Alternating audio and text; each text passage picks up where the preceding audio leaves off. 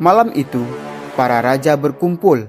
Dengan wajah penuh ketegangan, mereka sepakat bersumpah untuk mempertahankan Pagaruyung dari penjajahan Belanda. Ikrar sudah terucap, janji sudah menggema.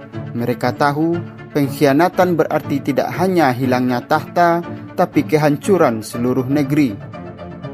Detik-detik berlalu, suara hati berbisik, bisakah aku setia saat darah sudah mendidih dan pedang mengancam? Rakyat siap menumpas Belanda. Peperangan pun terjadi. Belanda kembali ingin menguasai Pagaruyung. Pedang telah terhunus, tapi tahukah yang lebih mengancam? Justru kesetiaan yang diuji oleh kerajaan sendiri.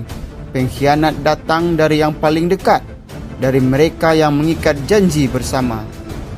Pagi menyapa, abu Pagaruyung seakan menambah sesak hati raja. Benang merah janji telah tercoreng. Dengan wajah penuh ketegangan, sang raja seakan melihat Minangkabau tetap bersinar di antara asap hitam reruntuhan. Jadi, siapa sebenarnya yang mengkhianati siapa? Begitu sakralkah sumpah 12 janji? Raja-raja Pagaruyung saksinya.